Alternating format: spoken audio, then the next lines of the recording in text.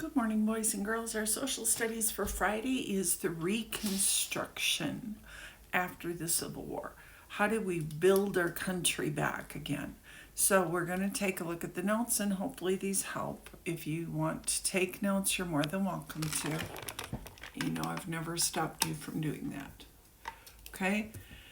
So it goes, Reconstruction means to rebuild. So there's been tearing apart in our country. We need to rebuild it. We need to become one country again.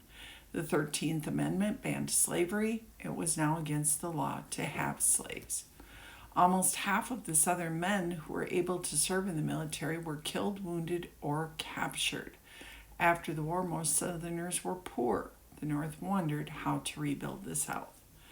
Opinions of what should happen during Reconstruction.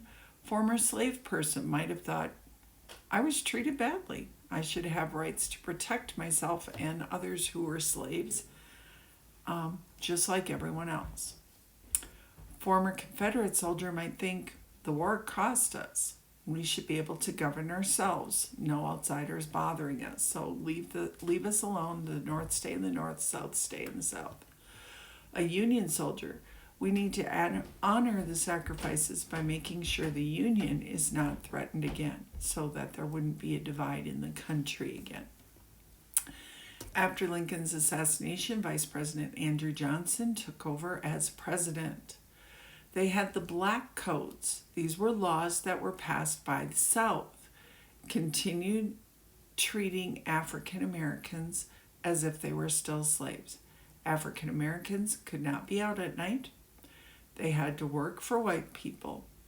The Republicans tried to think of ways to help the African Americans because they just fought a war so that they wouldn't be treated like slaves, and now they are being treated like slaves. They're being forced to work for people. So the Republicans came up with the Freedmen's Bureau. It was to protect freed African American people. It helped freed people find lost family members, start schools for freed people, prevent violence against freed people, and provide food. Many bills were passed by Congress to protect the freed people, the slaves that were now free, but President Johnson would veto them or reject them. If you veto, you say no. So we had the 13th Amendment that banned slavery. Now the 14th Amendment made free people or African Americans citizens of the United States and gave them rights. So now they're citizens, they have rights. Okay? The 15th Amendment gave African American male citizens the right to vote. As of right now, women cannot vote as of this point in history. It wasn't until later on that the women got the right to vote.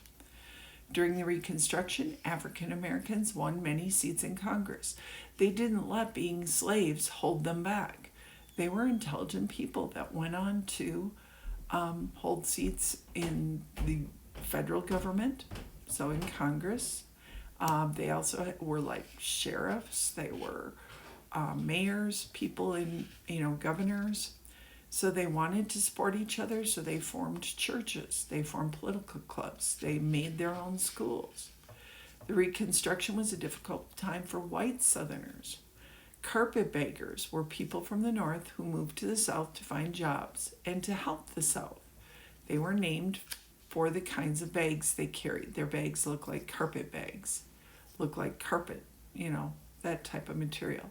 They were disliked by the Southerners. We talked about this last time, the Ku Klux Klan or KKK, and there were other white groups too, attacked many people, in particular African Americans and Southern Republicans. Anyone who was against slavery. They would put crosses in their yard and burn them. They would take people from their homes and beat them and kill them. So they weren't being very nice. They were going against what God said, because all of us are created equal. We aren't better than anybody else. Opinions of federal action against the South. If you were opposed to having the federal government come in and help, you said the federal government is too big. South should be able to run themselves. Costs too much for the federal government to be involved in the South. But if you were a supporter of it, freed people deserved to have rights protected by the federal government. Sharecroppers. Sharecroppers, the landowners were generally white. And this was another way that they could come down on the African Americans, because most African Americans at this time were too poor to own land. So the landowner would get sharecroppers to make a deal with them. The landowner gives them land. Sharecropper gives landowner a share of the crops when the crops come in. While the crops are growing, the sharecropper has no money. The landowner loans money for supplies. You need machinery? Fine, I'll pay for it and you pay me back. You need seeds? Fine, I'll get those.